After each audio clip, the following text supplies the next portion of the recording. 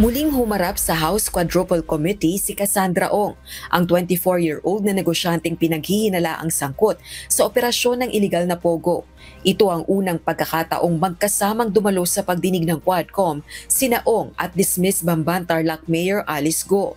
Incorporator si Ong ng Whirlwind Corporation na nagpaupa ng lupa sa ni-raid na Pogo Hub sa Porac, Pampanga at kasalukuyang nakadetine sa Kamara matapos ma-cite in contempt. Nobya si Ong ng kapatid ni Alice Go na si Wesley Go. Sa ika-6 na pagdinig ng Quadcom, kinumusta muna ang kanyang kalagayan matapos ma-confine sa ospital ng ilang araw dahil sa mababang blood pressure at blood sugar level. Hindi naman nakapagpigil ang isang kongresistang punahin si Ong at tawaging isang pathological liar o labis sa pagsisinungaling. Miss Cassandra Ong, kamusta ka na? Kamusta na ang iyong health? Good afternoon po.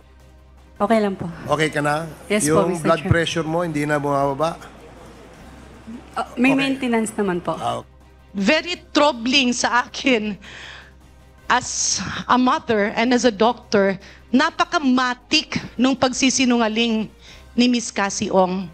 When she was asked low sugar, agad-agad nakasmile pa with all the eyes. Walang problema kasi may maintenance. In other words, Mr. Chair, I hope I'm wrong, but her actuations and her actions reflects a complete picture of a pathological liar. Binusisi rin ang ilang graduation pictures ni Ong, pero anya, elementary ang natapos nito at hindi nakapagtapos ng high school. So, meron akong picture dito. Nakatoga ka ng graduation. Ay, ito. Mukhang high school graduation yata to o college. Can we ask the page to please show this to Miss Cassie Ong? Anong school to? Public school po yan, ALS po. Pero po, hindi po yan natapos. Bali, parang pumunta lang ako ng ilang beses. Oh, pero yung ALS, di ba, high school yan? Di ba yung pang high school yung ALS, di ba? Parang, Alternative Learning System, di ba? So, meron kang, nakarehistro ka no, sa DepEd na nag-avail ka ng ALS. hindi ko po sure, Hindi. Mr. Chair. Kasi, paano ka naka-enroll sa ALS kung hindi ka, kasi pag nag-enroll ka, syempre, mariregister yung pangalan mo ron, di ba? Di ba? Opo. Mr. Mr. Chair. Ganda nga ng picture mo rito, graduate ka, oh.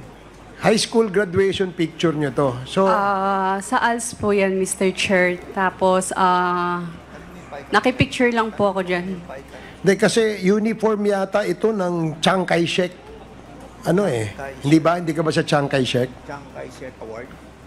Meron ka pang award dito, Merong, So, ito, bakit ka may ganitong picture? Saan mo ginamit yung picture na yan? Na nakatoga ka? Wala lang, para lang meron ka lang profile pic. Bali po, I think graduation po ng ALS noon. Tapos, pumunta lang po ako. Tapos, sakto may dang. So, sumali ka lang sa picture. Opo. Oo. Tapos, Pero hindi mo natapos yung ALS mo. pumasok lang ako.